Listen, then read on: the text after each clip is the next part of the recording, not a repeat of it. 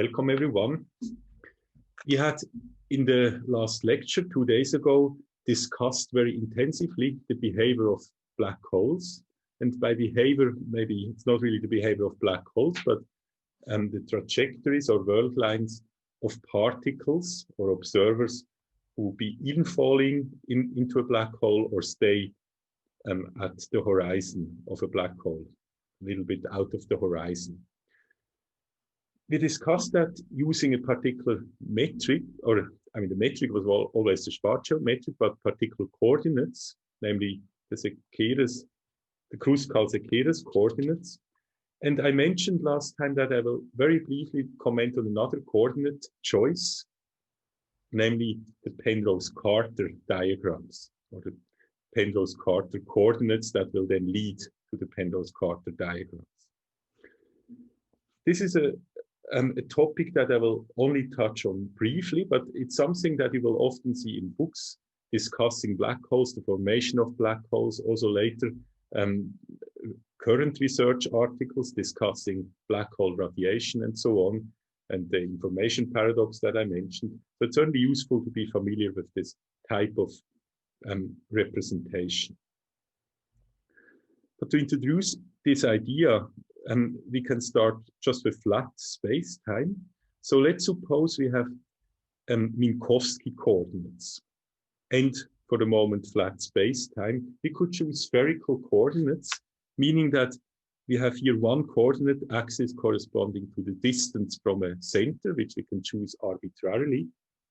And then there are two other coordinates which are not shown in the diagram, which correspond to the angular coordinates. So you should always keep thinking, and this is maybe clear in this flat case, that any point in this diagram corresponds actually to a two-dimensional sphere whose radius is given by the radius indicated here. So if I draw something like this, then I have to specify whether I really mean a one-dimensional object.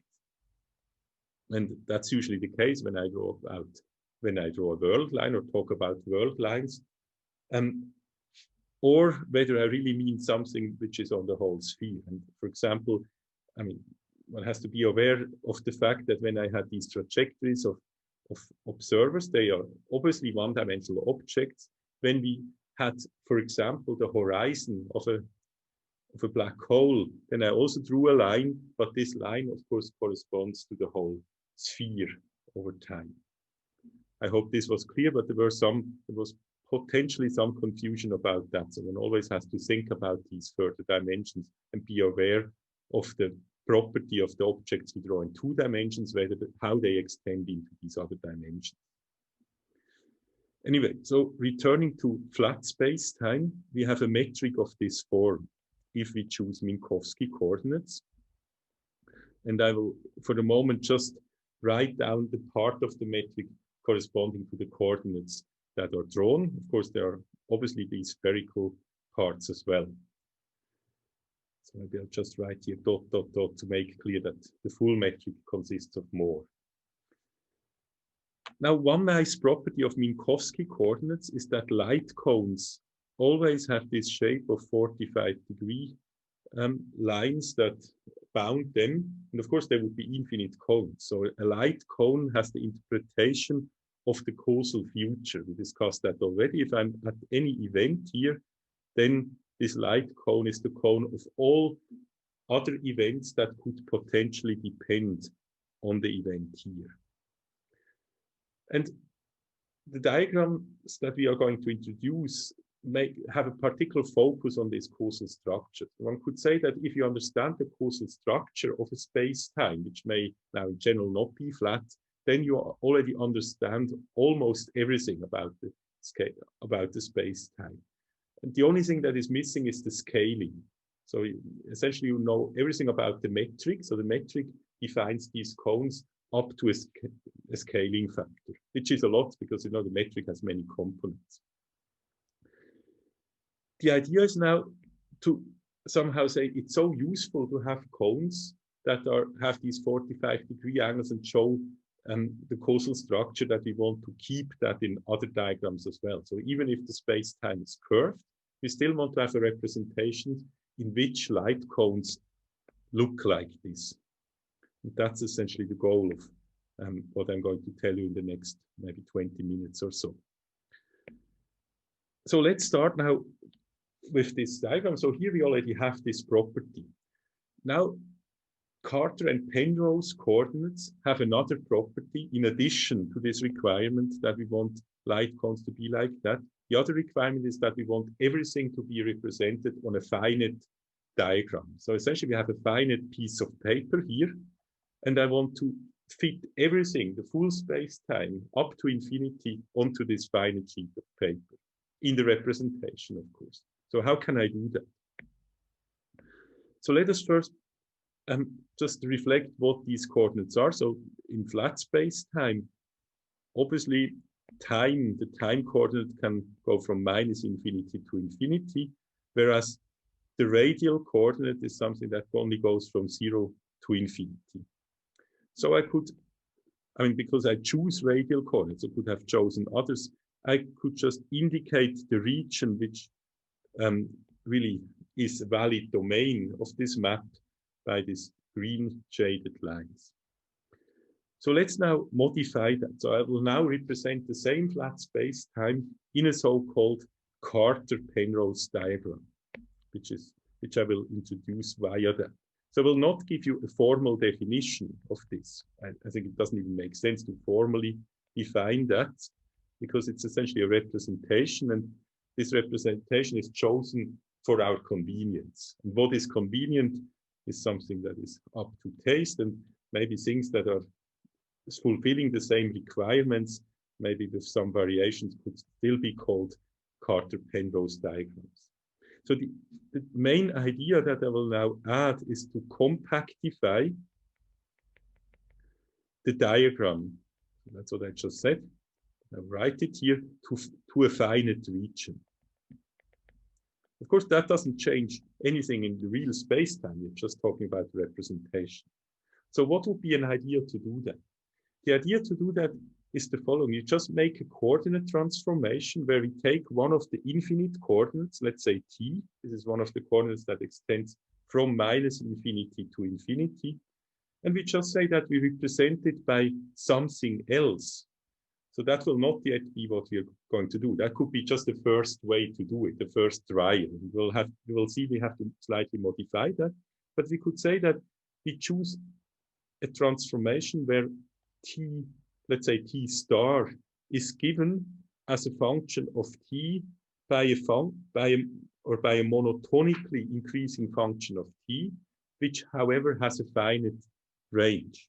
So in other words, I could choose something like, just as an example, but I have many choices. I could choose the tangens hyperbolicus of t. So you know the tangens hyperbolicus of a function always is bounded between -1 and 1, but it's monotonically increasing. So I have a one-to-one relation between t and t star, but t star is bounded between -1 and 1, which would allow me to draw a new diagram. So I could now draw a diagram which at least fulfills now the requirement that it's finite in the vertical direction. So I don't do that for the moment with the r, but with the t. So I have here t star.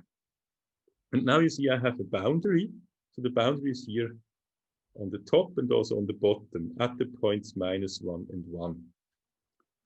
Okay, so that's in a way nice. Now I think I could do the same with r. However, there is a problem with that. So that's not really what we want to do. Why? Remember that I just said it's nice to have light cones having this shape of 45 degrees, because then we don't need to draw them. We can just say that at any point, wherever we look, we know the light cone would look like this. But now look at the light cones in this diagram. So far, I've just squeezed t and not r. So maybe in this region close to t equal to 0, the light cones may still look in the way I would like them to look. But as I go up, t star is, of course, a very squeezed version of t. And so the light cones will become more open. So the opening will at some point on the top be so large that it's essentially a flat thing almost. Now, by the way, squeezing R as well wouldn't help to make them again look nice, because the squeezing would just maybe squeeze light cones here on the very right much more than the ones on the left. So maybe there will be still some here on the diagonal which are kind of squeezed in the same way in the R and T direction, but in general the light cones will be either very flat or very steep. Maybe those here, let's say one here would probably look like it was just squeezed in that direction. Okay, so that's not a good way to achieve this contractification, at least if I have these requirements. Remember, these requirements are just convenience requirements. There's no physics, but you will see that it's really extremely convenient to have the light cones like that to understand diagrams. So we add this other requirement that I mentioned before, namely that light cones should, in the representation that we desire, have, or let's say instead of writing 45-degree lines, correspond to diagonal lines, or have boundaries that are diagonals. So I hope you know what I mean. I just mean what I drew at the very beginning, that they look like this. So how can I achieve this? And the procedure I will now tell you about is a procedure to achieve this if you are starting from a diagram where you already have this second property, the second requirement. So they already have this shape, but maybe the diagram is still infinitely large.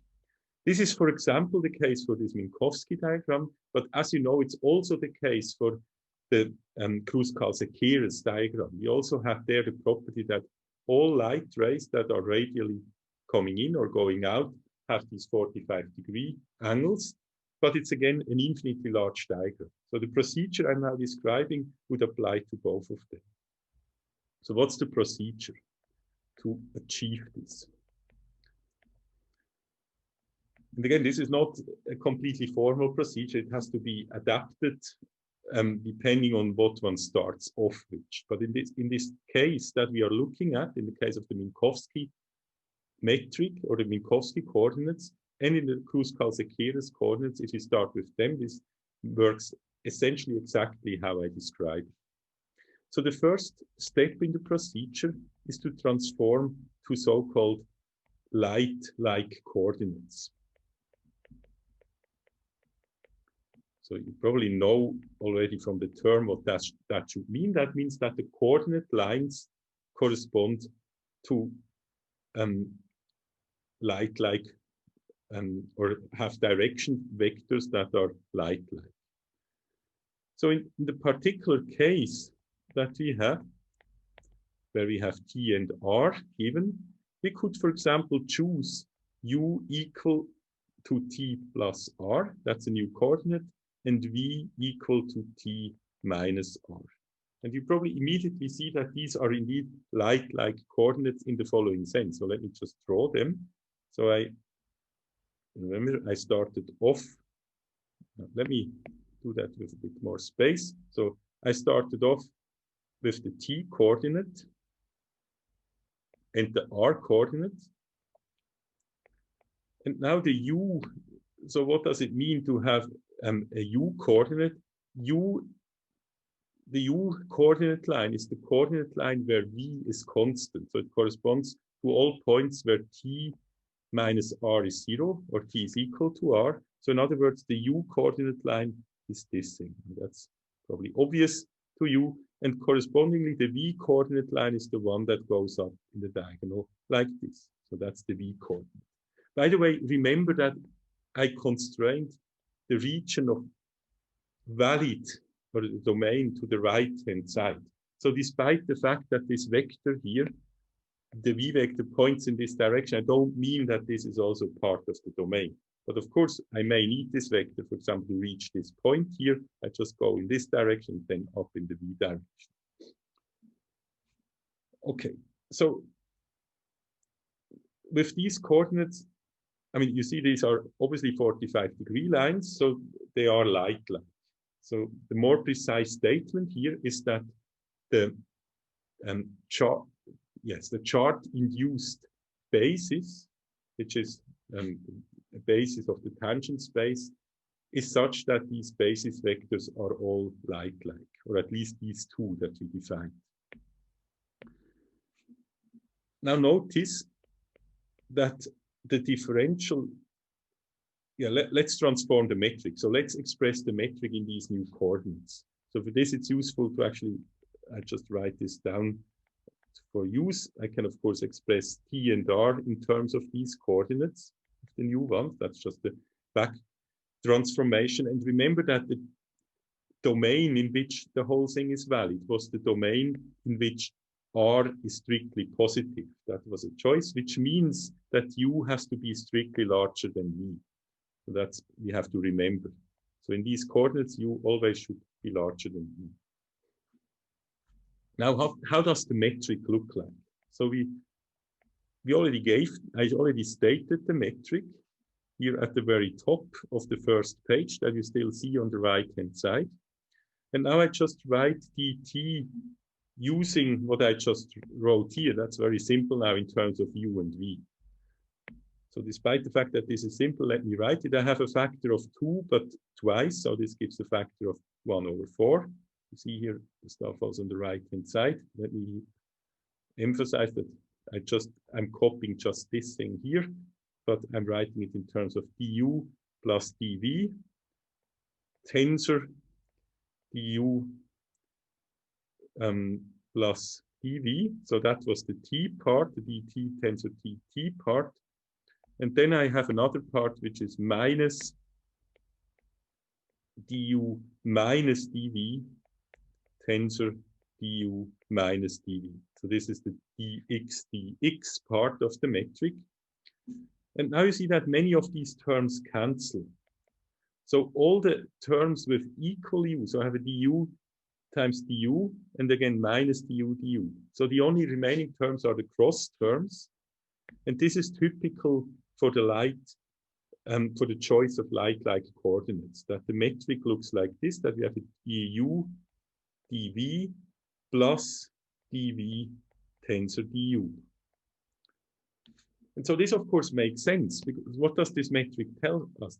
This tells us that if we just take a vector which is along one of the coordinates, so for example, if I take the vector d to the du, that's a vector, and I insert it into the metric. So what does it mean to insert it into the metric? It means that I evaluate this, then I get 0, because I have only cross terms. So I never get a contribution from the same vector appearing twice in both arguments. And that's what we wanted. So a light-like coordinate system always should have a metric of this form, or the metric should look as if it had this form here. Okay, so we have completed our first step, which is just to express everything in new coordinates. Now the diagram essentially still looks the same. So in some way, just rotated it. So in particular, things are still 45 degrees and so on. Of course, if I would now turn it around, it wouldn't look like 45 degrees, but I'm not done yet. So what I'm doing is now to do the contractification step. That's essentially the crucial step. But now what we are compactifying are the light-like coordinates that we just introduced. So that's the difference to the thing that didn't work. So remember, my first trial was just to compactify the t coordinate and then maybe the x coordinate, but this would not have this property that the light cones stay nice. But I still now do something very similar. I still use some function. Let's suppose we again use this tangent hyperbolicus that I drew here, which is just an arbitrary function. So there's nothing special about using tangent hyperbolicus. You could choose any function which has the property that it's finite. It has a finite output always. So it's in a finite interval contained, and it's monotonically increasing. has to be 1 to 1. But I make this choice, and with that choice, of course, I treat both of these coordinates with the same choice. And remember, before we had this requirement that I wrote down explicitly that u should be strictly larger than v. So I'll try to keep that, which just translates here into the requirement that p should be strictly larger than q. Again, because just the function is monotonic, this requirement translates. So now we have a nice diagram, because what did we now do? So let me do a new drawing. So in this new drawing, we had a u coordinate and we had a v coordinate. And these were still infinite coordinates, but now we compactified them. So we have now another coordinate vector, which is essentially only going into, so let's write it like this. Informally, we have now turned the u into a p and the v into a q, which doesn't change the directions of these vectors. So they still look like this, but I now have a finite region they cover. So I could draw a blue line, which is just the maximum value that u can take. So if the u coordinate is now bound, excuse me, if the p coordinate is now bounded, so let me maybe just only write the p here. So the new coordinate is now p, it goes in the direction as the u before, and the new coordinate here is the q, and these are bounded. Let's suppose they're bounded by -1 and 1.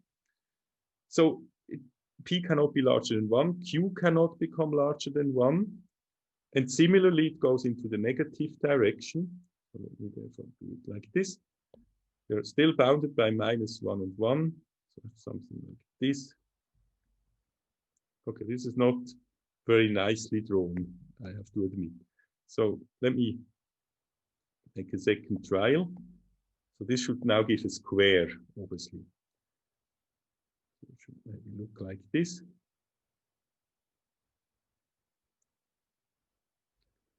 Where this is the 1 value, and these are the -1 values. Okay, it's still not a nice square, admittedly, but I hope you at least see that it should be a square.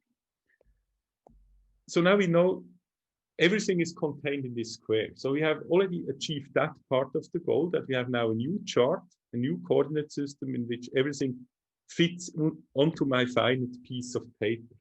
Furthermore, because, I mean, you see that already on the picture before we put any formula, because I just squeezed things by pulling the diagonals down. So I took the diagonal and pulled it down, and then the other diagonal, and I also pulled it down. So I squeezed things like this. This didn't change any of the directions. So if a vector had this direction here in this diagram, let's suppose we have a vector like this, it's still a light-like vector like this, which means that the light cones kept their shape. So the light cones now still look like this. So that's nice. Let's also briefly remember that we had this requirement that p should be strictly larger than q, which means that there's only one part of this diagram that is actually relevant, which is the right-hand side. So I could draw here a dividing line and say the only thing that actually corresponds to the valid part of the domain is this half here. Okay, now we have the second step completed. There's a third small step that I want to do.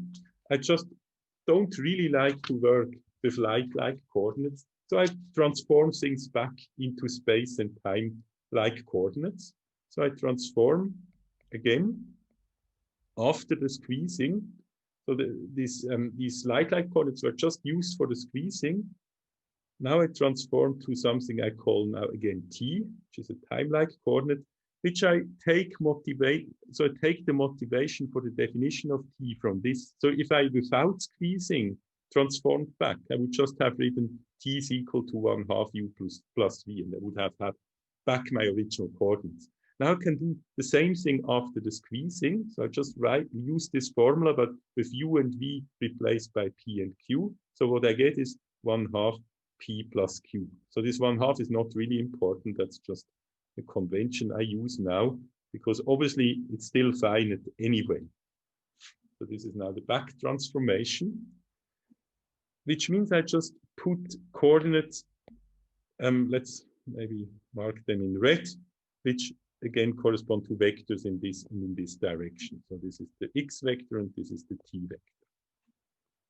Okay, this completes the whole procedure. So let me just write down only the relevant part again of this diagram. So what we have now is a new type of representing our flat space-time, which has a first of all a t direction, capital T direction, which is however finite.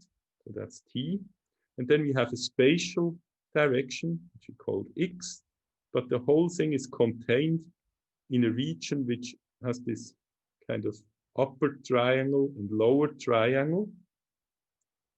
And there is nothing else. So this is the whole flat space-time. So we have now managed to put the whole universe at all times, if it was flat, into a finite diagram. That's essentially what this should do. And that's of course useful, because if you, for example, want to discuss things in cosmology, we are really discussing about the universe over all times. Then it's extremely useful to have everything on a finite sheet of paper, and we can label things and work with it and think about it. And now remember, the nice property is light cones still have this form. Of course, things are squeezed enormously. So if I'm, for example, talking about a little line segment here, then this is maybe not such a long line segment in reality. If I would draw the same line segment here, it corresponds to an extremely long one, meaning a very long time. And here it diverges. So anything from, so for example, the line starting, this line, this part of a world line is something starting at the finite time and going up to infinity. And that also motivates some terminology. So in this diagram, so that's now the Carter-Penrose diagram of flat space-time. We will often see these diagrams in books and so on, as I said, and there are also some standard labels for these diagrams. So this upper point where I just said this is essentially in the very far future, it's often denoted as little I plus, and it's called the infinite future for obvious reasons. So think about what corresponds to it. So if you look at the original diagram, this point here that I just indicated with I plus is not really one point. I mean, in this diagram, things were of course squeezed, and here that point is actually the whole future in the original diagram. So if you look on the right-hand side, and I go up arbitrarily in the far future, so at infinity in this direction, it's the whole spatial region.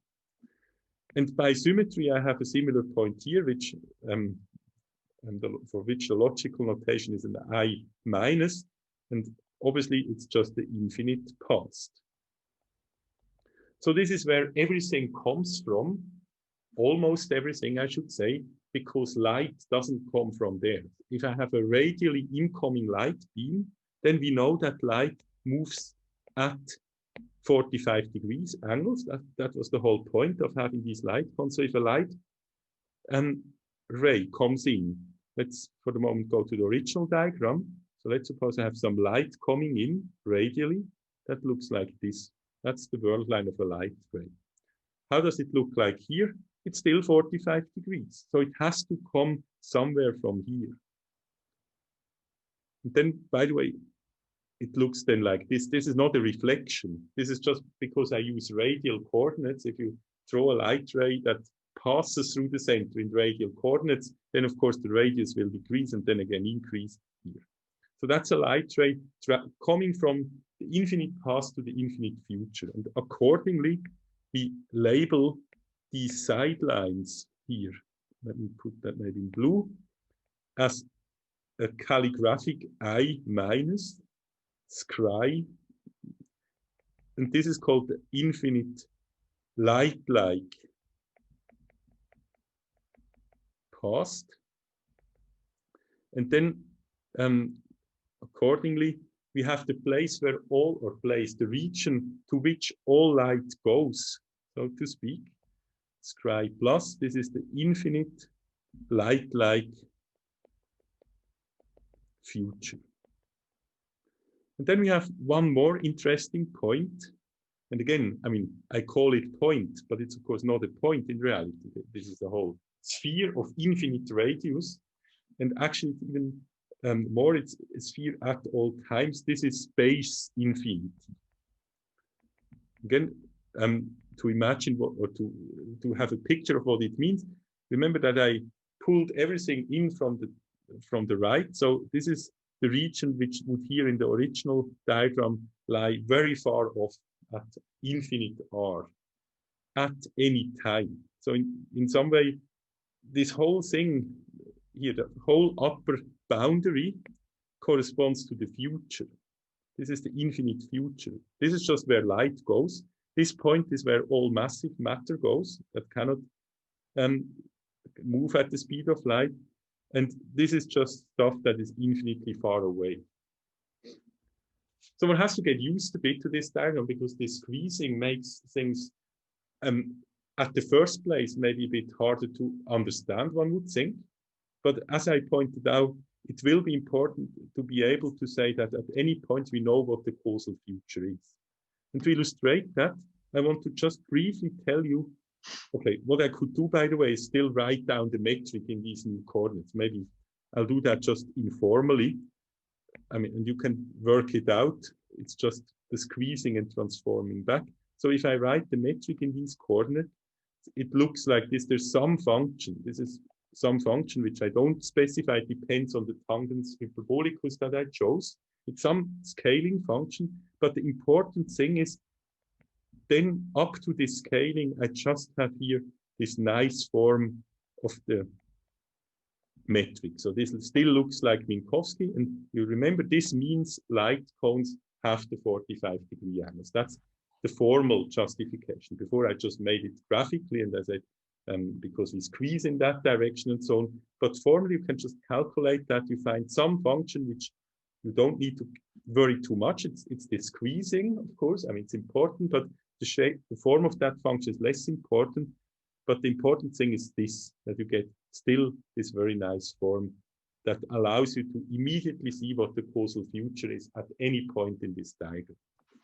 Sorry, can you scroll down a little bit on the right? Yes, sure, yeah. Thank you. Okay, are there any questions regarding that? Because I would now like to briefly show you what this means in for the Kruskal-Kirus representation. If I apply the same procedure to that one, and I will not now go through the steps, I will just show you the result. But probably it's very easy for you to imagine what happens because it's really graphically, it's almost obvious what goes on. I will have a question regarding a remark you made before. Yes, please, go ahead. You said all massive particles end up at the infinite future, I plus, but when I move within a, say, 30-degree angle, I can still reach the infinite light-like future with a massive particle. Aha, okay, yeah, that's a good question. The answer is actually not. I mean, there may be something you could do by constantly accelerating or so, but if you have any whirlwind, let's suppose you send off a particle such that, let me briefly scroll up again, or let me do it maybe here. So let's suppose we have a particle, I choose, let's say, another color. Let's suppose we take here this light green one. So that's the world line of a particle with, and you said something like a 30-degree angle. I mean, that corresponds to a certain velocity relative to an observer who is at rest here.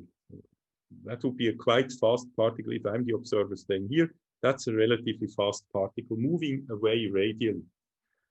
Now, if you do the transformation, what you will see, and okay, I don't think I will now do it formally, but what you can see, because I pull in the whole diagonal, or maybe I should say now in this direction, I pull in the whole diagonal towards this. If I draw the same line here in this diagram, you would still see that it starts off exactly, maybe roughly in the angle you set, but then this line will actually bend and look like this. And this bending doesn't mean that it's not a geodesic. So remember, the whole diagram was, of course, squeezed and so on. It's just that in this new diagram, despite the fact that we would say in the Minkowski representation, which is maybe the appropriate one in our way of thinking about geodesics, this is really a straight line going off in 35 degrees. If I now take this diagram, pull in the whole diagonal that is originally at infinite, so that it's at the finite location, I distorted everything. And so I just distorted this line in such a way that it's at the end a line looking like this. So the answer to your question is, if you send it off like that, it still arrives at this I plus point. Does this answer your question? I mean, one could actually really calculate the trajectory or the world line in these coordinates, and then you would see the whole, what I said formally. But that's something I could do, but not now. Maybe if you like, you could stay towards the end and then you could go through such a consideration.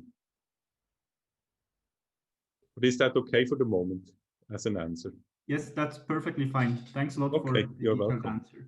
There is another question, whether you could use some exponential acceleration to kind of counteract the squeezing and make it hit the light like future again. Yes, that's a good question. And I think I once thought about and calculated that. And if I remember correctly, but I think one really has to do the calculation to see whether everything works out. But if I'll have to check again. I think it's indeed the case that in this diagram, you would hit the light-like future. So indeed, if I start here, and now this was for a geodesic that I just sent off. If I had a particle that in the original diagram would look, okay, I will not draw it, I'll just indicate it, something that starts off like this, but then it's one of these hyperbola. So something that constantly accelerates, or maybe even more. So something that accelerates a lot. Of course, it can never get steeper than 45 degrees, but something that accelerates a lot. The question is, does this acceleration counteract the squeezing? And I guess the answer is yes, so that it could look like something like this. But remember, it would require someone who has infinite energy, because you constantly need to essentially keep your acceleration and maybe even increase it over time. But I think even with a constant one, you could actually reach that point.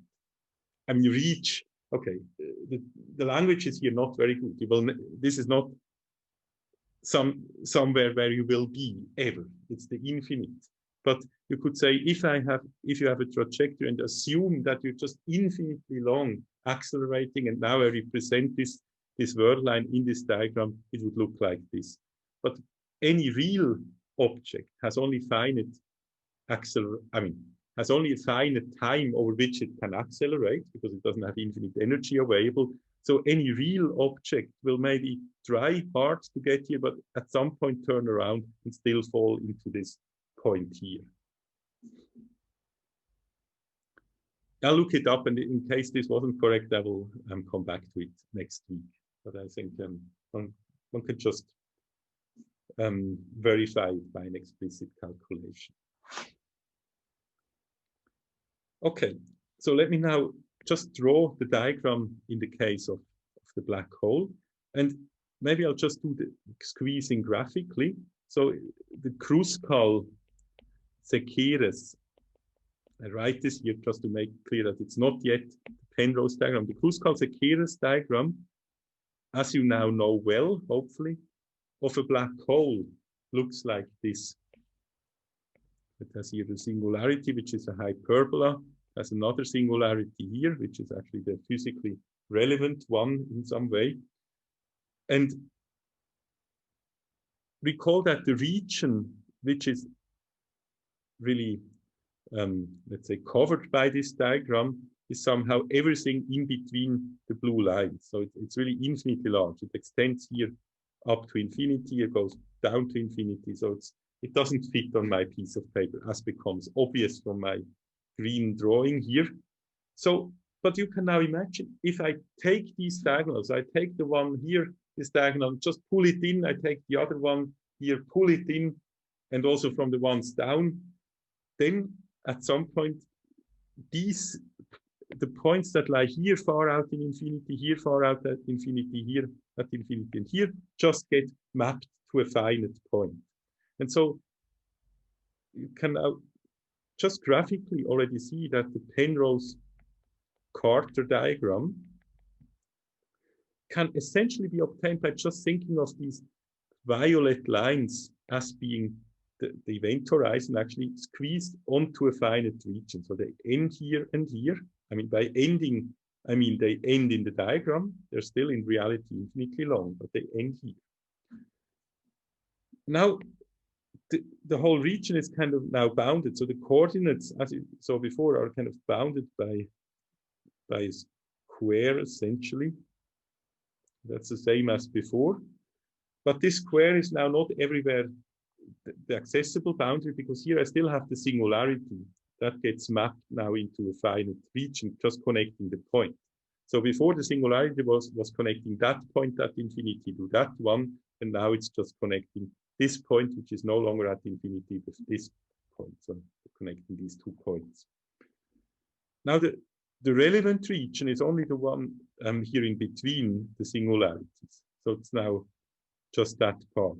So essentially, I can forget about that. That was just a help to draw it in some way. And therefore, I could actually redraw the diagram, and I just do that because that's the thing you will see typically. I'll just keep it here on the right-hand side. As follows, and that's the usual Penrose diagram or Penrose-Carter diagram. There are different ways to denote them, of a so-called eternal black hole, which is the one we studied. So it has here a singularity, and then it has on the other side here the boundaries. So now, using the notation I used just before, maybe I completed on the left-hand side before introducing the notation. Using the notation of before, this is I plus, this is the point at the infinite future, this is the infinite past, this is the spatial infinity, and of course I still have the light-like infinities here and here, the light-like infinite past and infinite future. And of course this is now the event horizon as before, so that stays.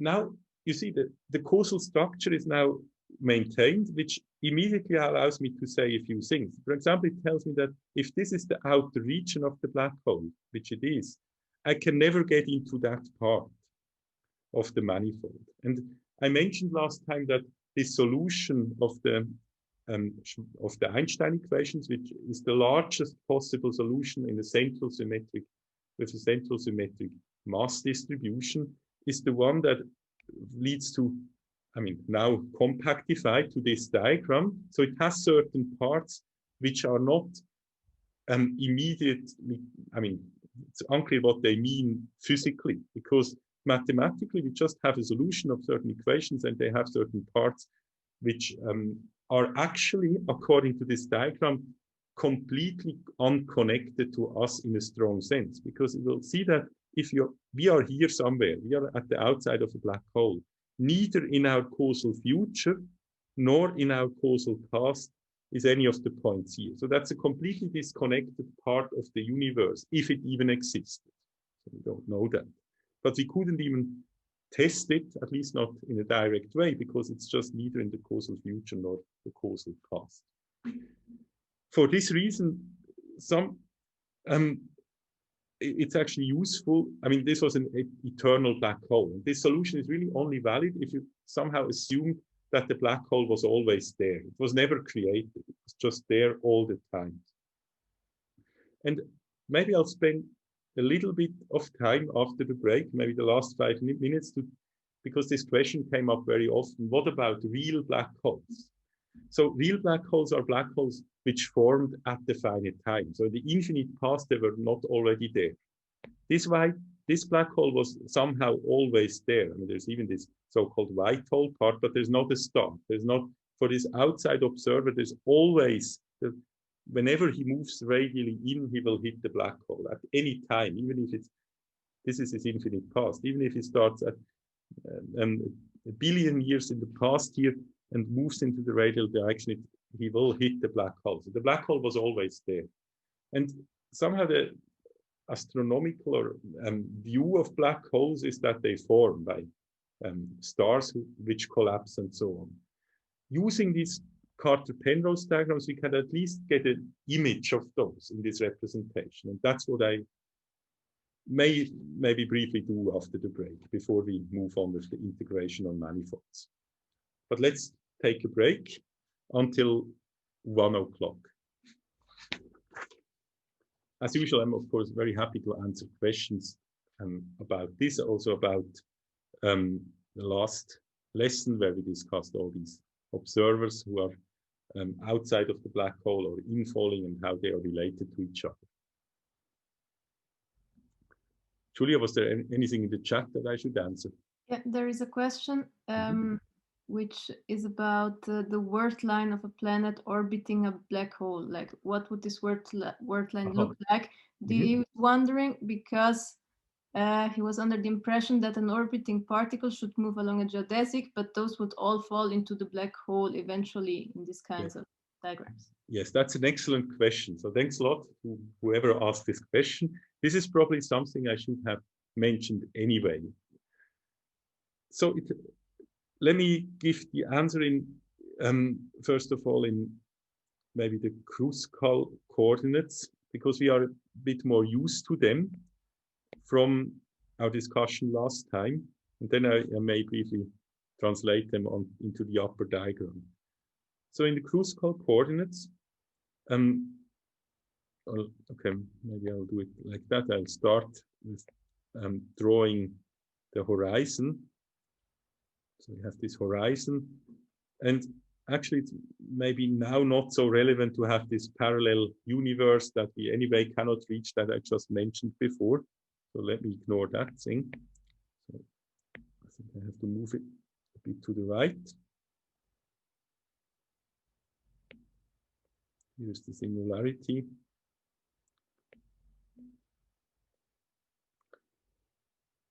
And now we have, okay, the horizon is somehow here. And let me just, for clarity, denote these objects. So that was the relevant part of the Kruskal coordinates. So this was the x direction, and of course, here we have the t direction. Now, what we considered is this infalling Alice who falls into the black hole on a geodesic. And indeed, I said, if you start, for example, here and move along a geodesic, you will probably have a trajectory like this. Maybe it's not exactly straight in this representation, but it will more or less look like this. And the only way, I said, to keep away from the black hole is to essentially constantly accelerate, which would correspond to one of these hyperbolae. So this was what I called Bob. He's the guy who is afraid of the black hole. And then there's Alice, who wants to explore how it looks like inside the black hole. Now, as you correctly noted, according to what I said so far, it looks like a planet should actually be like Alice and just fall into that black hole. But this is, of course, not the case. I mean, we know that or a planet or any other object, another star close to a black hole can just orbit around it without falling into it. And actually, we are doing that probably because there's maybe a black hole at the center of our galaxy, and we are somehow orbiting around it. Now, the answer lies in the fact that I didn't draw everything in the diagram. As I said before, we are only drawing one spatial coordinate. And what we considered here when I talked about the geodesic is essentially one which doesn't have any components in the directions which I didn't draw. Now, a planet or any other object orbiting around the black hole would also look like Bob. However, the interpretation of the curves would be, I mean, when I talked about Bob or someone accelerating away from the black hole, I was assuming implicitly, and I should maybe have said it explicitly, that there are no directions in the other, there are no components of his velocity of his world line into the other directions, orthogonal to x. So I was just assuming that Bob is there somewhere hovering, staying essentially at the same point in all three coordinates. Now a planet, of course, constantly moves in the other coordinates.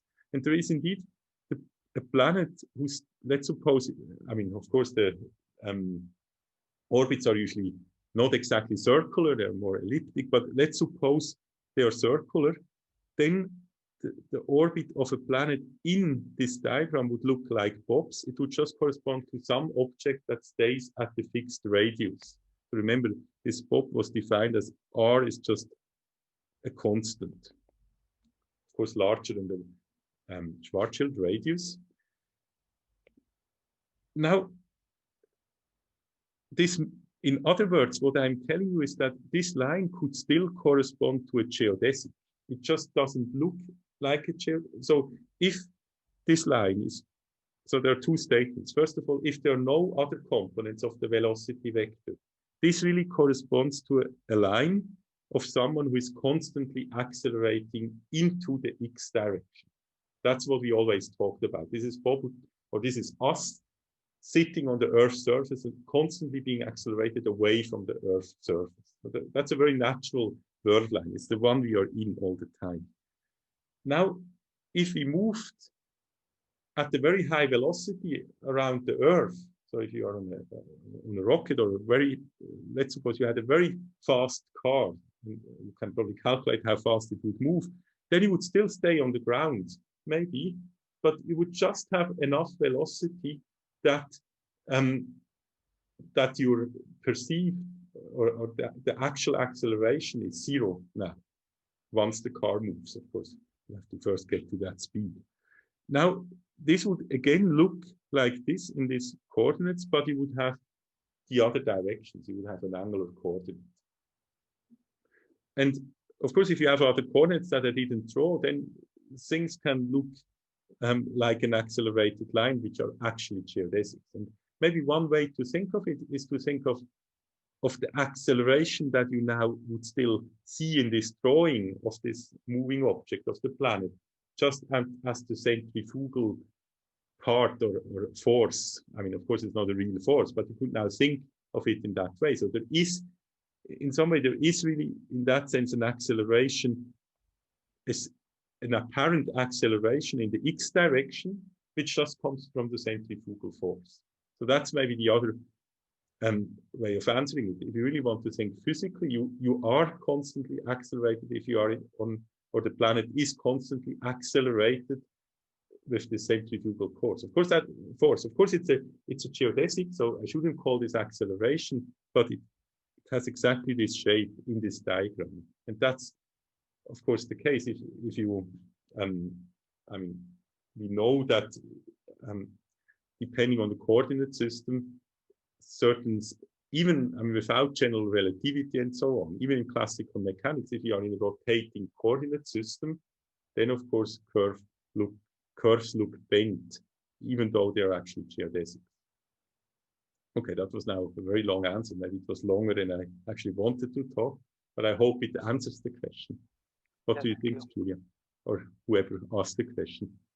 Yes, and there is maybe a follow-up question regarding related to this topic, and is about taking into account the energy loss by radiating gravitational waves while orbiting a black hole. Eventually, it should end up inside the event horizon, the planet. Yes, that's true. So, if an object loses energy, then yes. I mean, that's yeah. The answer is yes. That can happen, or that will probably happen. The question is how fast these things happen. But it's clear that an object will generally. So any object that creates an interesting gravitational field that is not constant, we have to define what this all means, and we will do that. We'll talk about gravitational waves, but essentially, if the gravitational field changes, that emits radiation. This is actually very similar to what you already probably know from electromagnetism. If you change charge arrangement, it has to radiate, because eventually the electrical field and the magnetic field have to change far away. And the only way they can change far away is that there is some radiation going out, which means that there is some energy emitted. And now what you have to do is to essentially calculate the orbit under this loss of energy. And that's actually also something that is done. And that was maybe, if I remember correctly, I'm not absolutely sure about that, was maybe before we could measure gravitational waves directly, one could actually measure how objects that orbit a black hole slow down as they lose energy, or slow down, I'm not sure they slow down, but they lose energy and maybe get closer. And there's of course an interplay between getting faster and so on, but at least one could calculate that they lose energy, they get closer to the black hole. And from that energy loss, one could calculate whether this is in agreement with what one would expect the energy of the gravitational waves to be. And this actually matched. So one could essentially identify energy getting lost. And the only explanation was that this energy must have been transformed into gravitational waves. So that was in some way an indirect proof of gravitational waves that was done exactly with that phenomenon that you're asking the question about. Okay, and then there is a last question in the chat asking about whether the infinite future I plus, whether this is part of the singularity at r equal to 0, and whether it is part of the infinite light-like future and the event horizon, or if they do not overlap. Okay, that's also a good question. So the question is essentially, how do these things actually fit together? So I think, yeah, the question that generally comes up is, this is spatial infinity, and this is somehow time infinity. So what if something is at the same time at time infinity and spatial infinity, and are these same things? So I think the best way to imagine this is that you should think of the point here just as a limit that is never reached. So this is not an actual region. And so maybe this could be illustrated again with this trajectory of a particle, or world line of a particle that would constantly accelerate. So if I had a particle constantly accelerating, as I said before, it's probably the case that its world line will look like this. It will actually approach this thing, this light-like infinity, until you turn off the acceleration. So it will suddenly then turn and make this move here, which means that somehow it's never really there, and it's never really there, because again, once it moved again in this direction, it can again move into start to accelerate again, and so on. So these are points that they don't correspond to actual points. So in that sense, there is also no overlap, because they are kind of boundary regions. So it would be this line is in some way a boundary of the manifold that is, however, no longer part of the manifold itself. So think of the manifold as or at least this representation as something that is open in that sense. And I just draw this line to bound the open region, but it's not a part that belongs to the physical space. And in that sense, it doesn't even exist. So in that sense, it also doesn't overlap with anything else. And as long as I'm not on the boundary itself, everything is well defined. So then I can clearly say where I am, and not at infinity. So yeah, maybe the answer is just that to ask whether regions where I'm at infinity overlap is no longer, in a sense, a physics question that we can answer within the context of our formalism, because our objects simply don't include them. I hope this is still okay as an answer. So Julia, do you think this was this answered most questions? Because it will... Yes, I think so. Okay. I think somebody is having one last question in the chat. Okay. It doesn't have to be the last one. You can always ask questions, of course. But yes, if there's a question immediately now, please ask. Yes. can yeah, nice. Yes, I just saw it. Yes. So the question is whether objects coming from both sides, like one object from here, if I understand the question correctly, and one here could meet in the black hole. And I think at least, I mean, looking at this is actually a good question to illustrate the use of these diagrams, because what we know is that the causal future of everything is always a light cone like that. So if I'm here, I can move into everything in this region. If I'm here, I can move into anything in this region, and they have indeed an overlap. So this doesn't now mean that this is a physical statement, because as I said, we don't even know whether this region exists, and we can never know unless you're Alice and go here into the black hole and try to hope that someone else from the other universe is also jumping into the black hole. But at least what we can say from this diagram very clearly is that, yes, there is no, essentially, yeah, in some way, there's no mathematical obstruction. That's maybe the way to say it. There's no obstruction that comes from the theory of relativity that would tell us, no, you cannot meet someone. So in principle, you can. And that's probably all we can say, because all about does this thing really exist and so on are then questions we cannot currently answer. But yes, so in that sense, the answer to your question is yes.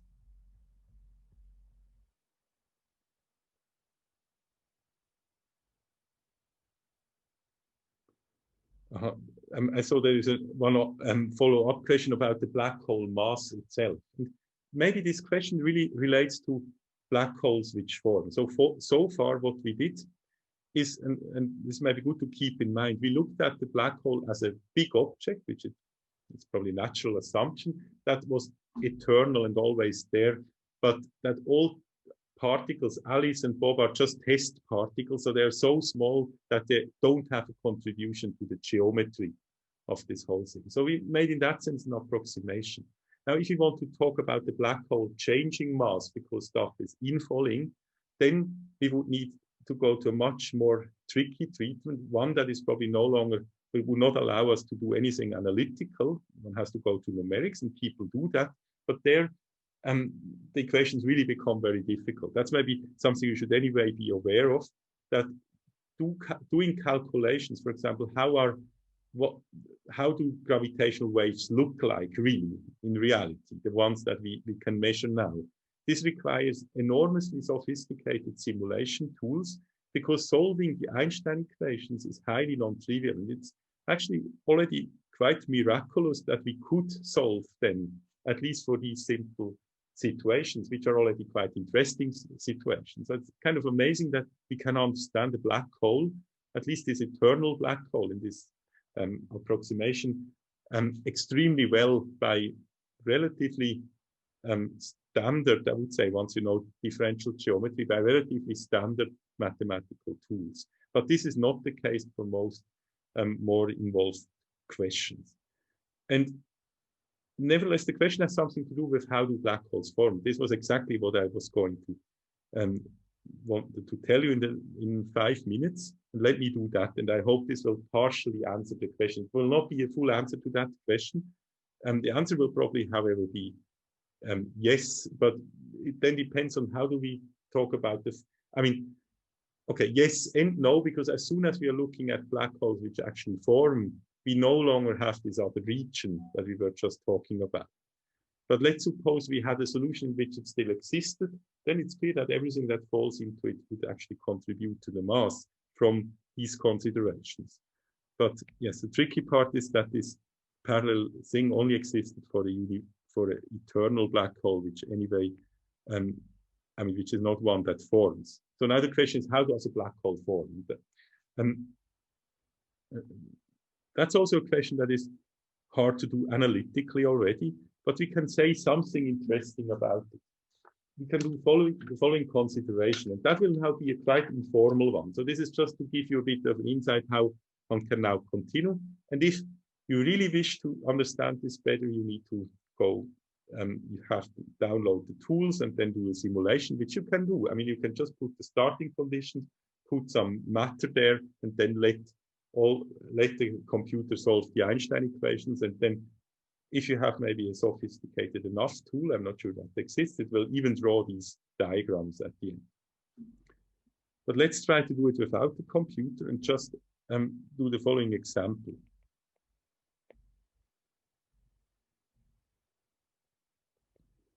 We have an infalling shell of radiation. So that's actually quite a common example, although it's a bit maybe unnatural if you think about it, but it somehow illustrates conceptually many aspects that are true for real stars that collapse. So first of all, instead of having matter that collapses, we think of the matter being actually photons.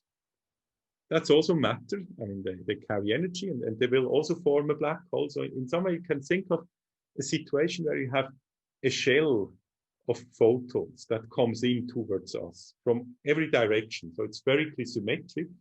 The shell comes in from far away, from infinity towards us. And let's suppose we are somehow close to the center of that hypothetical sphere that defines this shell. Now, because photons carry energy, they will actually contribute to the mass at the end of that is relevant for the description of the black hole, to this M that we introduced, the capital M. So it has a Schwarzschild radius. So even if this shell was actually not so intensive light, at some point it would form a black hole. So everything forms a black hole if it really is compressed enough. But let's suppose it's actually a very intensive shell, so quite heavy one, heavy in terms of energy, comes in and forms a black hole at some point. How can we describe this situation in our diagrams? Now, there's one thing that you need to know, and this just comes out of the solutions. That's something we cannot derive yet, but that's essentially a theorem. The theorem is very similar to what you know from classical gravity. So what you probably know from classical gravity is a law, or a theorem, which is probably already due to Newton, which says that if you want to know how strong is the gravitational force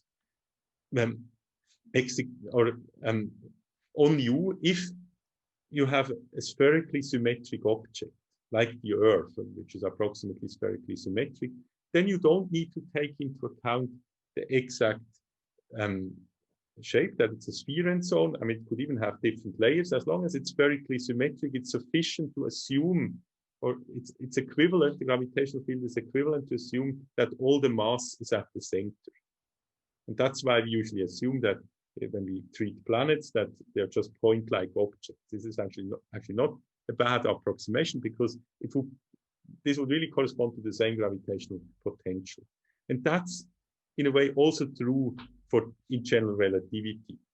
And so there's something more that is true even in Newtonian gravity, that the relevant mass is all the mass that is kind of from where you stand, from where you want to know the potential, towards the center of the mass distribution. So let me maybe make a sketch. So if you have some mass distribution, which is maybe consisting of shells, and you are standing somewhere, let's say you're standing here, then what this theorem says, which is really a theorem, that's not a postulate that you can derive from the laws of gravity, is that the gravitational field acting on this red point is the one that is equivalent to take all the mass that is closer to the center. So not the one here, but you only take the mass here and everything inside, and focus is on the center, and that determines the gravitational field.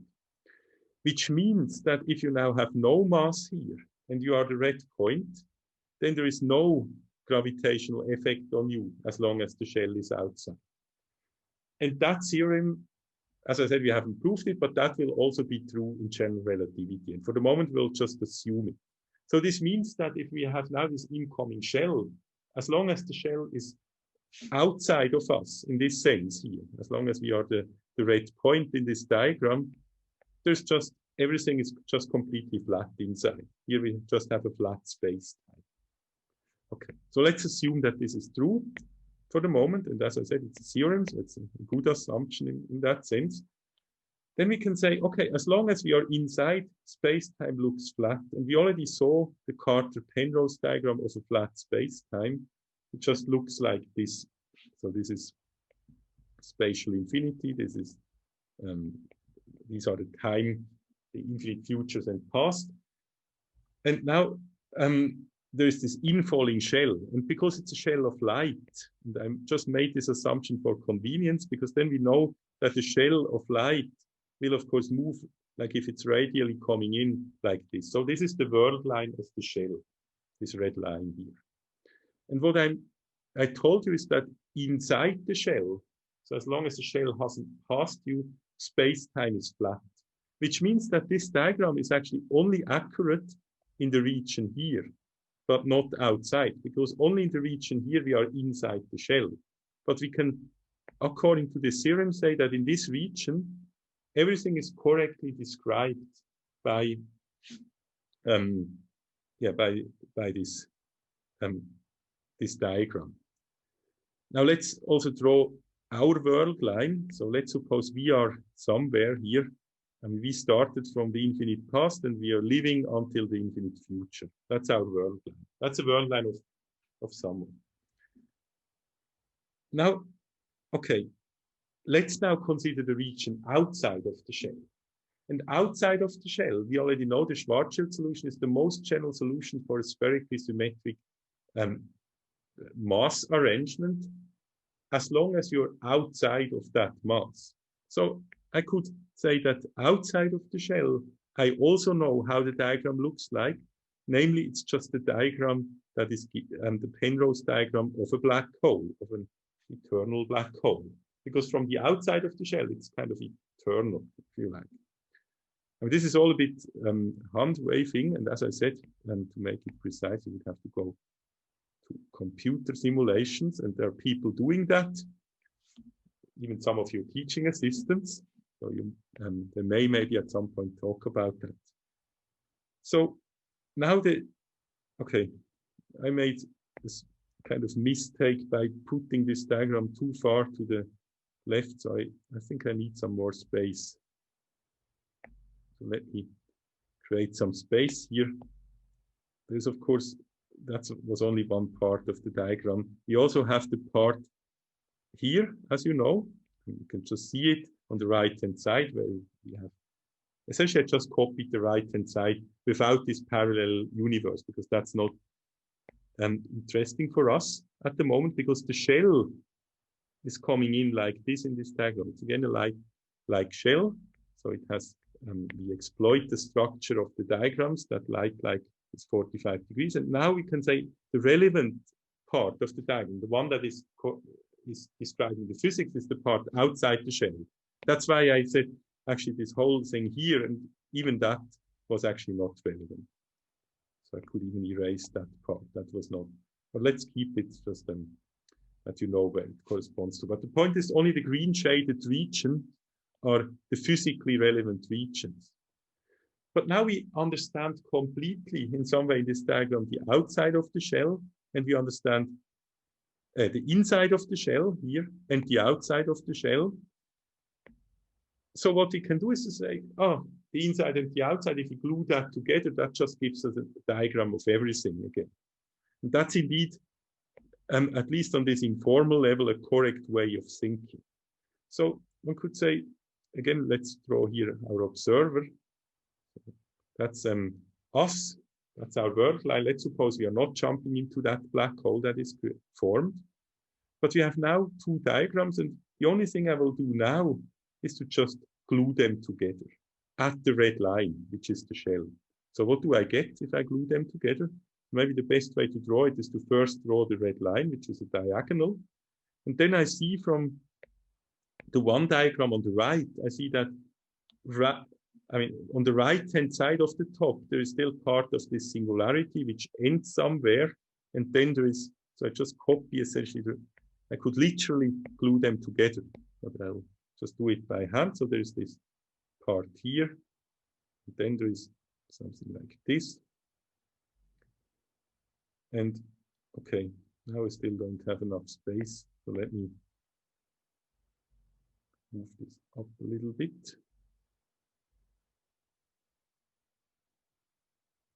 Yeah, I think I need to make it small. Yeah. Okay. I'm sorry, I'm really not so skilled at drawing. I'll do it like that. I keep this, but put it on a new page, then I have more space. Okay, now I have this same diagram, and I wanted to extend this line to the bottom because I also know how this part here looks like, and that's just, if you look at it, this triangle here. So that's still the infinite past. This is now the infinite future. This is the spatial infinity. And then I can also draw actually the horizon, the Schwarzschild horizon, which is this line here, that corresponded to the line here. And actually, this is an interesting thing you should now notice. I mentioned to you several times in the discussion before yesterday and also last week that the horizon, the event horizon, is only globally defined. Nothing locally tells you that you're crossing the horizon. And the horizon is defined by the point of no return. So now you see that the point of no return is not only a point here when you cross the horizon, but for example, also a point here. Because, and that's again the advantage of the Penrose diagram, we know that the causal future of a point here, let's say this point, is this light cone. So it will necessarily hit the singularity. So this is already beyond the point of no return. So what I can do is to just extend this line to the past and just say everything in the causal past of the singularity, so everything here, must be above the horizon. So I could extend the horizon to be this long line. Okay, and now let's again draw the observer. So the observer was someone starting here, and someone who stayed outside will at some point be crossed by the shell and then hit here. I mean, not hit, live forever. So that was the person staying outside. Now, interestingly, I don't know whether I should still take Alice. She's now, let's suppose Alice is someone who is not falling into a black hole at the first place. So she moves here, however, and now realizes that somehow she passed a horizon. But remember, if you look at this diagram here, Alice, so the green line is now Alice, passes this event horizon before the shell has passed her. So only much later she will pass the shell that actually created the event horizon. And so, however, this is still for her a point of no return. She cannot escape hitting the singularity. So this shows that you can actually cross an event horizon before something is there, which is really telling you that an event horizon is a global notion. And this is probably the strongest way to make this statement. So the event horizon exists really as a point of no return, just if the future is unavoidable, just once it becomes unavoidable to hit the singularity. And so there's not, if you think in that way of the event horizon, not as a really physical thing that is there, then it's not unnatural to say that, okay, this point of no return could have been passed before the shell actually passes Alice. And then probably at the latest at that point, she will realize she's now in the black hole formed by it. Whereas Bob will here be passed by the shell, but this was still when the shell was sufficiently large so that it didn't form a black hole. And this would be the point where the shell itself forms the black hole. So that's the point where Bob would say, Bob is the person always outside. Bob would say, oh, now the black hole has formed. That's this point here. This is when the shell crosses its own Schwarzschild radius.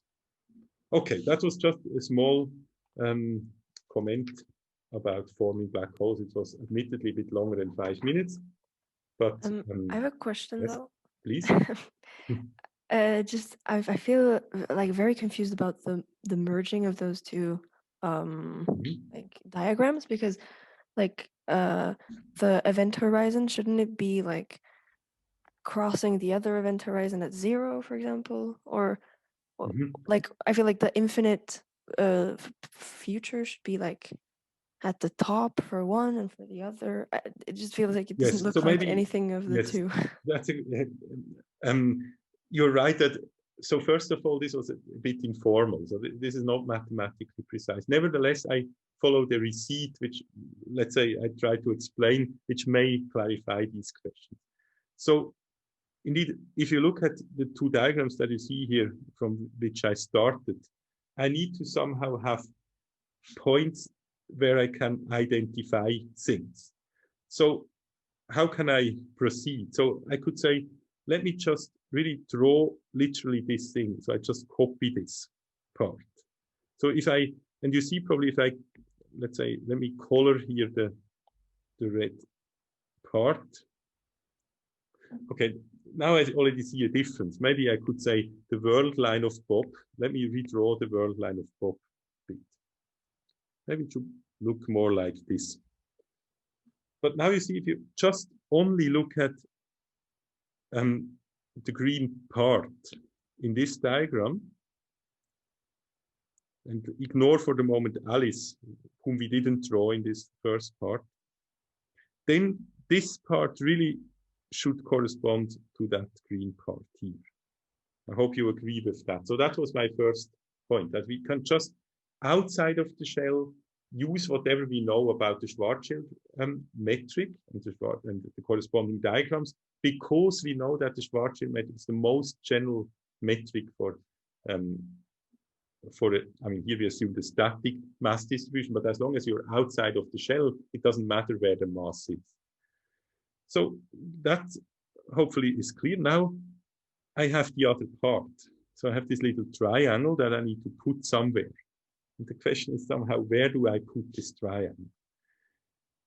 So now it's a good idea not to think for the moment of the event horizon, because as I said, event horizon is a globally defined notion, and so it doesn't somehow well identify points. So there is simply no event horizon in this diagram, because in this globe, it really comes in after gluing it together and again making a new global state. So you should not essentially take the event horizon as an orientation help. Maybe the best thing is to actually take it away from the picture mentally and just try to glue the pictures together using other reference points. So what are other reference points? Another reference point is, for example, of course, this point here, where you could say this is just where the light comes from. So this point here should be identified with that point. So that somehow hopefully makes sense. So I have already 2 points identified. Then I could say, okay, there is also a point where the shell crosses Bob. That's this point. So this somehow makes clear that if let's maybe draw here some even more detailed thing. So maybe I shade here this region also blue. So I could say this blue thing should somehow, at the point where it's connected, or maybe I just shade this line. So this interface here that is blue shaded should somehow be glued to that interface. And then let me see whether I have another color. Then I have somehow the inner part, so this thing here. And here it's a bit less clear. So here I kind of try to glue that together. But yes, so yeah, let's do that maybe. So okay, you have the blue part, which is essentially this thing here. And then we have the yellow part. The yellow part is essentially the stuff, I mean, I only know here at the outside, it goes up to the start of this event horizon.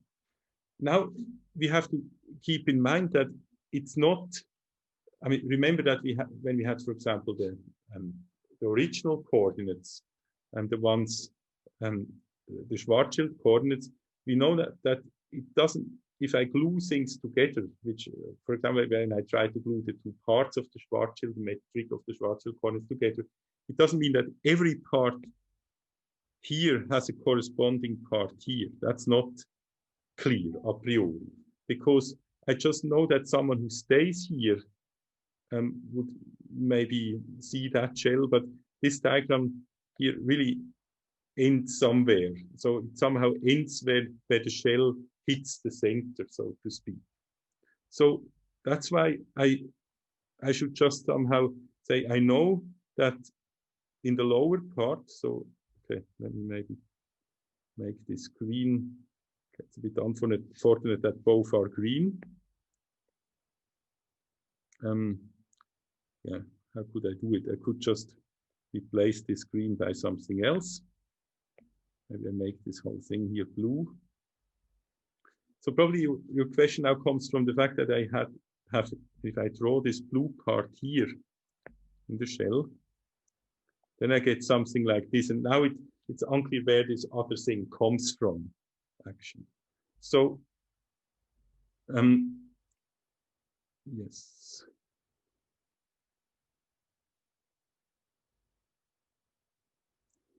Oh, yes, now I see. I exactly made the mistake I shouldn't have made now. I told you before that I shouldn't take the event horizon as an orientation help because it's a global thing. So indeed, what I made just now a mistake, which is hopefully now of at least pedagogical use. If I don't take the event horizon as an orientation help, I should really say what I know is somehow this is a point which is well defined because this is where the outside observer is passed by the shell. And there is another point which is well defined, which is the singularity. That's also a locally defined object. And that's something which is really local. So this yellow line really extends in some way until the top here. So I have to regard this. So I should really identify this part, what is yellow here, with this entire yellow part here. So this is much bigger. So because the Penrose-Carter diagram squeeze things, I shouldn't try to see whether things of equal length match. That's not a good orientation help either. And I should also not have used the horizon. So I just say there's this point which is well defined and this one. And so I just draw the yellow line here like this. And so then, of course, here the yellow line is just the one that bounds now this region that I made blue in the new drawing. This thing here. I hope it's visible that it's now blue. So I just extend it to here. So that's roughly the receipt. But you see, it's still a bit hand-waving. But let's say the general feature of it is I have to identify points which are physically defined and not globally. So that was not a good idea to end something here when I glue things together. This I can reconstruct at the end, this point, because I said at the end, before I've drawn this line, I just ask myself, what is the backwards light cone of the singularity? And only at this point, I draw this line. So I would, in the first place, not even have drawn it. So you should, for a moment, think of it like this, without this line, when you glue things together. And then at the end say, oh, now I draw this backwards light cone. Okay, thanks a lot. That helps a lot. Okay, you're welcome. Thanks a lot for the question, because it's actually something I myself always feel a bit, let's say, uneasy about, because we are now moving everything to the picture.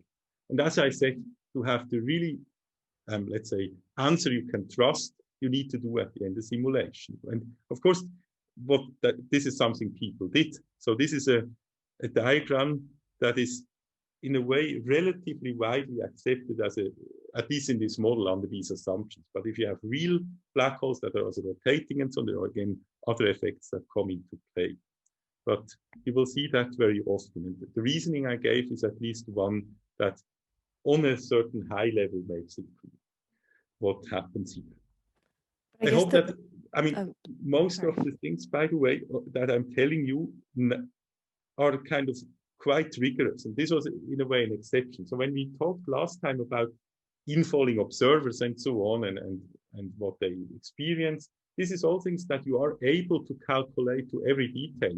And those of you who do the exercises have probably seen that you are now able to fully treat these things. So you can really calculate explicitly how much time you have when you fall into a black hole, what you do. For example, you will also calculate today what makes you live longest once you pass the horizon? Should you accelerate against it or just stay calm? That's a relevant question. And you can really calculate it to full detail, to any level of rigorosity. So in some way, we really introduced all the mathematics that allows you to work with these things, not only on an informal level where, say, a black hole is a crazy object. And in order to continue that level of rigorosity, we now need to return a bit to mathematics. And I told you last time that it's about integration of manifolds. And maybe there was one last question before. Yes, sure, yes. It was whether, I think it referred to the word line of Alice in the blue region after she crosses the horizon, whether the fact that she falls into the singularity counts only for geodesic, or if she could change her fate by accelerating. Yes. Now, the answer is clearly, if you cross the horizon, then whatever you do, you're doomed. And that's because when you cross the horizon, all that is in your causal future, which is the future light cone, which I indicate like this. Of course, the light cone here would be like this whole thing. Okay, it's actually this. That's the future light cone of Alice, this region. This future light cone has as its own only future the singularity, which means that whatever she does, she stays there. And that's generally true even without black holes. When you're asking yourself, what can you do in your life? The only things you can potentially influence in the universe are things that are in your future light cone. Of course, it's still hard to influence many things there, but that's really a hard physical constraint. That's what we call therefore the causal future. So whatever you do, you will never be able to change anything in the universe that is outside that future or reach that point. And that's why there's really this hard statement. Once Alice is here, there's just no way she will evade this fate.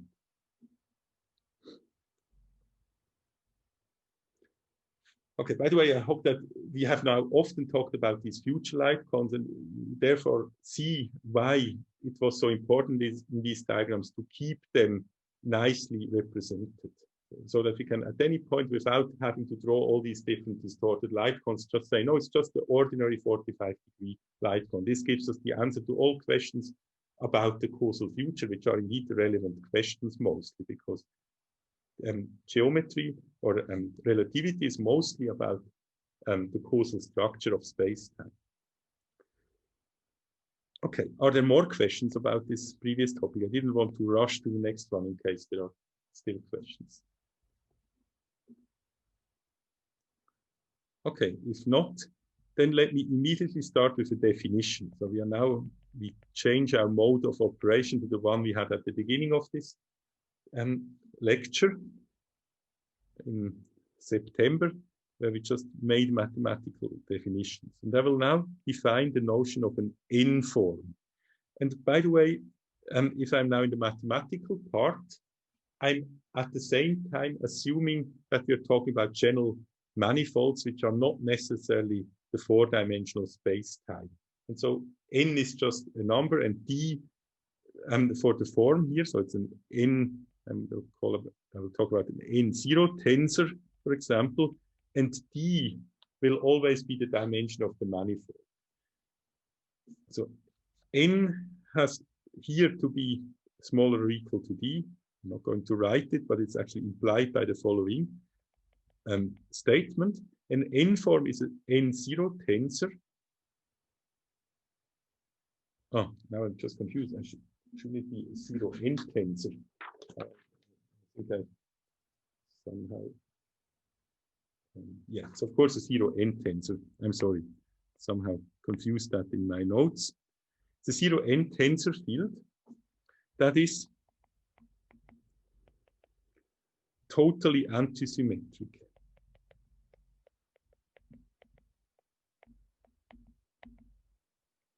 Which means the following.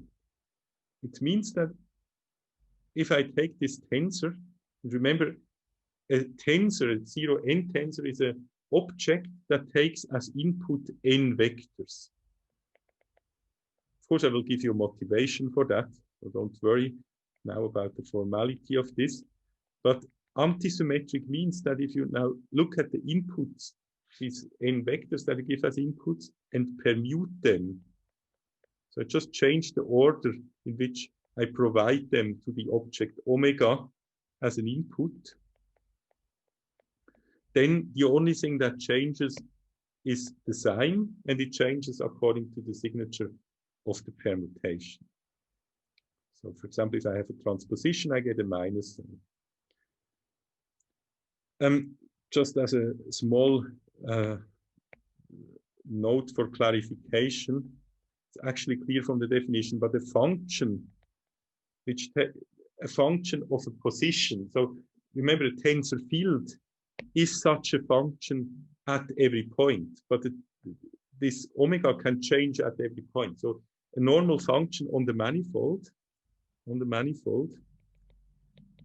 is therefore, it doesn't take any vectors as inputs. It's only a function, so it's a scalar at any point. And that's therefore a zero form. So n is zero.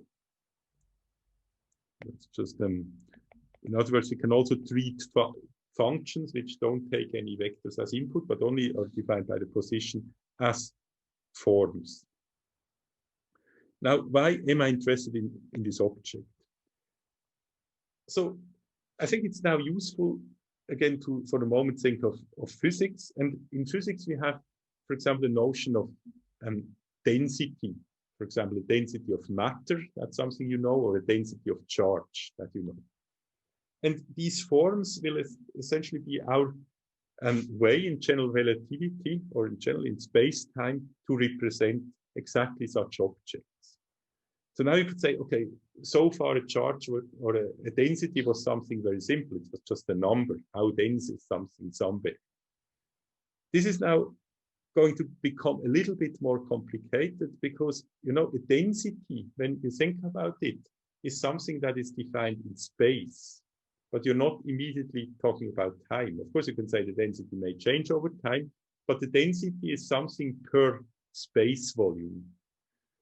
Now, a space volume is in the context of four-dimensional space-time actually not the most immediate object to talk about, because remember that to even single out space, we need to already a coordinate system. Because that is the, I talked about the notion of simultaneity.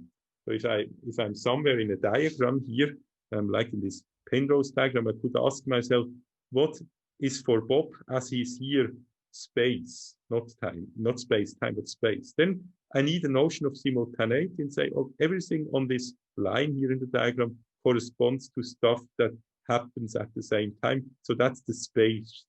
That's a kind of submanifold, a three-dimensional submanifold that defines space at that time for Bob. So you see, space is in that sense already a coordinate-dependent notion. And therefore, something like density of matter or density of charge is also a coordinate-dependent notion that we are typically using because for us, as we are just living in a world where we all use essentially the same coordinate system, more or less, at least concerning time. Time always, I mean, we are moving at so small velocities that for us the normal coordinate or the normal coordinates, according to our definition of normal coordinates, are such that the time direction is for all of us almost the same. And therefore, you also have all the same notion of what is space. But if we moved all at very high speeds and would now try to compare things like how dense is something, then we would not necessarily agree. And that's obvious probably already from special relativity because we have space and dilatations in space and so on, length contraction depending on speed. So it's already from there clear that the notion of density is not such an easy thing to treat. Now the goal of this notion of forms, and I just today want to essentially give you the intuition for that, and then next time we will prove some properties, but essentially the goal is to have a mathematical object that is coordinate independent, as usual. This was always the key to everything we did. Remember when we defined curvature and so on, we wanted to define it in a coordinate independent way. Now for the forms, you should think of a form as something that and will allow us to define density in a coordinate-independent way. How does it do it? So, for example, if, a 3 form would take 3 vectors here as inputs, and you could think of the density later, and we will define that in more detail, but you could think it as such a form which really has to first take these 3 vectors as input. So you essentially need to tell the object what you consider space, which you're doing by giving as input 3 vectors which are for you defining the spatial directions. So in other words, you have kind of like an interactive object. You should always think of the tensors as something that answers questions to you. You ask it a question and it gives you an answer. And the question is asked in terms of vectors that you provide to the tensor. And here the question you ask is, how dense is something here? How dense is the charge or the matter here? But this question is not a well-defined question unless you define as part of your question what you mean by space. So the question is, how dense is it here if I consider this thing as space, which I define by the following 3 vectors? And of course, you need to have 3 vectors to define 3-dimensional space. So that's the reason why a density is something that really is mathematically a much more complicated object. It's an object that eats 3 vectors. It requires these 3 vectors as an input to give you the answer how dense it is somewhere. So I hope this at least justifies why we now need to go to that. And if we are now, so what we are going to do is to, for example, ask ourselves, how much charge do we have in a certain place, or how much mass? Of course, the mass or charge in a certain, that we have at a certain time is the integral over this density. So mathematically, we will see that forms are also the objects we can define integrals over. So when we have a manifold, generally there's no notion of integration, but the point will be that if you have a form, then we can define integrals of forms on a manifold. That's well defined again, as we are going to see. Now, to do all that, we need a little bit of kind of a calculus for forms. And I will just here give you one object to think a bit about until next time, and then we can next time go into a bit deeper into all that. So we will introduce a so-called, or we do now introduce a so-called anti-symmetrization operator.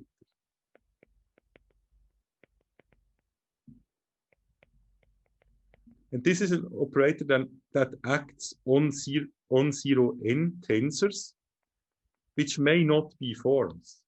Form is an anti-symmetric tensor, but it creates forms. So it somehow projects a tensor onto a form. So I call it A. And what A does, it takes a tensor and maps this tensor to a new tensor, which I call AT. So, okay, so far, as usual, when we have these definitions, I need to now tell you what is AT. So AT, the new tensor, the anti-symmetrized tensor, is probably what you would expect. It's again a tensor, but it's a form. So it's an anti-symmetric one. It takes n vectors, and it has the property that it evaluates these vectors by using the original tensor in an anti-symmetric way. So I need a bit more space. I put it here on the new line. It somehow goes over all permutations with the corresponding sign, normalized by how many there are, and just evaluates the original tensor, which may not be anti-symmetric, by giving in all these vectors.